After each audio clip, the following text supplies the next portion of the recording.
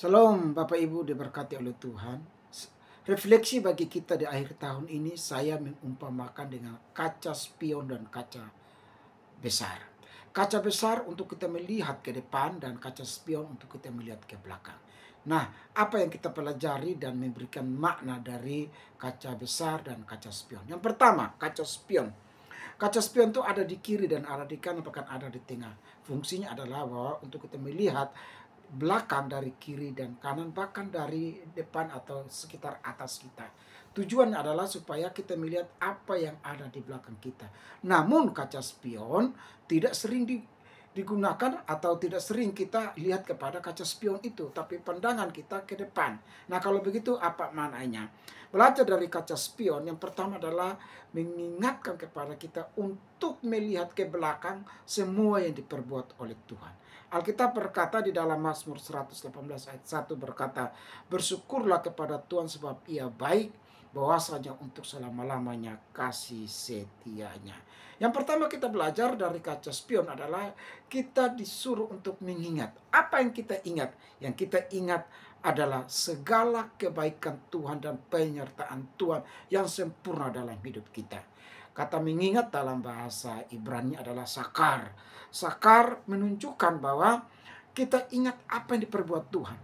Kita lahir tidak bawa apa-apa, tetapi kalau sampai hari ini kita punya rumah, punya mobil, punya istri, punya anak, punya karir, punya prestasi, punya tabungan, bahkan kita sampai hari ini masih diberkati oleh Tuhan. Alkitab berkata kepada kita, mari kita mengingat kebaikan Tuhan sama seperti belajar dari kaca spion, yaitu melihat ke belakang.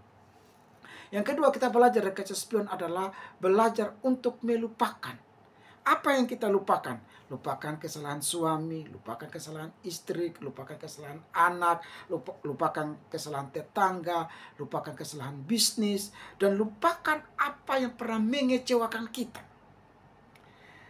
Kita juga disuruh untuk melupakan teman bisnis kita yang mengecewakan kita.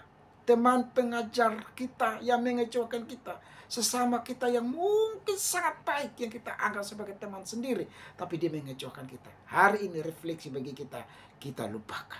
Bahkan kita juga berusaha melupakan mantan kita. Kenapa? Karena jika yang sudah berkeluarga, bersuami istri, ingat bahwa Tuhan sudah persatukan.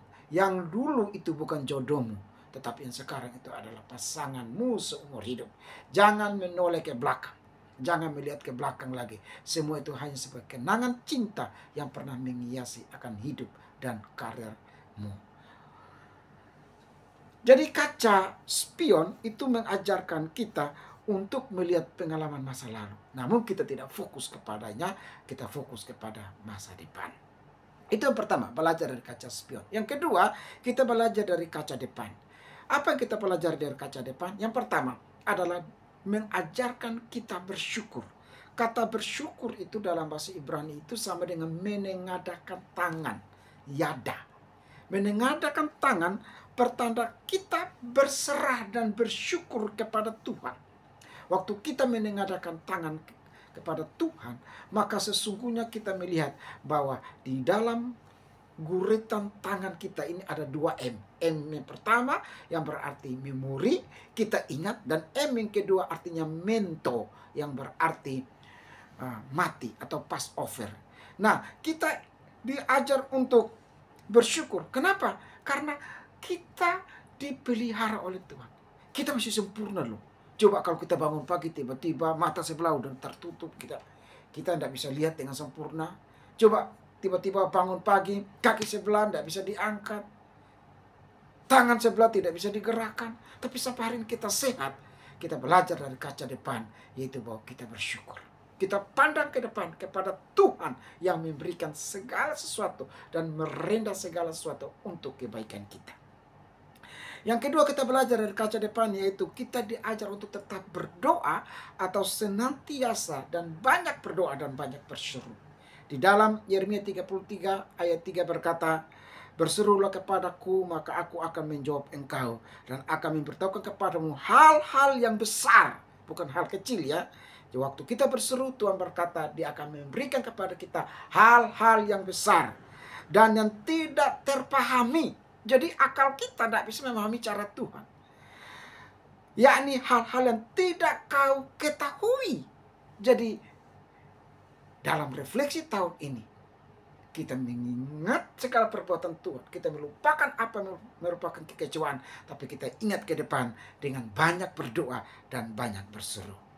Dalam apapun kita dituntut untuk berdoa, berseru. Berkat kita bukan dari dunia. Berkat kita juga bukan cuma dari kita kerja. Tapi berkat itu sudah ditentukan oleh Tuhan. Kata orang bijak, berkat kita tidak pernah tertunda. Tidak pernah tertukar. Makanya jawaban untuk tahun depan, jawaban untuk masa depan, yaitu kita berseru. Berseru untuk masa depan kita, berseru untuk keluarga kita, berseru untuk anak-anak kita, berseru untuk keturunan kita, berseru untuk bisnis atau pekerjaan kita. Kita yakin Tuhan akan memberikan hal-hal yang besar yang tidak dipahami dan yang tidak kita ketahui. Untuk itu saya menggambarkan berseru itu bagaikan berjalan di dalam iman. Yang tidak kita ketahui, itu Tuhan bisa nyatakan kepada kita. Ada kalimat bahasa Inggris berkata, God working beyond limit. Allah bekerja melewati batas. Artinya, apa yang tidak bisa kita pikirkan. Waktu kita pandang ke depan, kita pandang kepada Kristus, kita pandang kepada Tuhan, maka kita percaya Dia akan berikan kepada kita hal-hal yang besar, yang tidak kita pahami, dan yang tidak kita ketahui. Yakin dan percaya bahwa hari ini refleksi bagi kita, bahwa belajar dari kaca spion, kita lupakan segala kegagalan kita, sakit hati kita, segala yang mengecewakan kita, orang yang mengecewakan kita, istri suami kita, berdamai dengan mereka. Kita lupakan selupa-lupanya. Sebagaimana Allah tidak mengingat dosa kita, demikianlah kita melupakan semuanya. Tetapi kita juga diajar kaca besar, yaitu memandang ke depan. Bahwa Tuhan memberikan hal-hal yang besar, yang tidak kita pahami, dan yang juga tidak kita ketahui. Itulah janji Tuhan bagi kita orang percaya.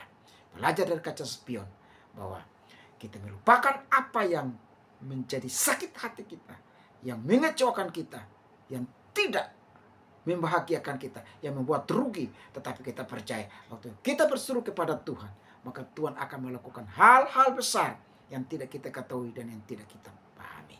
Tuhan akan menuntun kita dengan tangan yang kuat dan perkasa di tahun depan, lebih gilang gemilang dengan berkat-berkat yang luar biasa yang tidak kita pahami. Doa saya, biarlah apa yang kita perbuat di tahun depan diberkati Tuhan berlimpah-limpah. Anak cucu menantu keturunan kita diberkati dalam negeri sampai ke luar negeri di masa dan zaman mereka. Tuhan memberkati kita. Salam masal ubraka.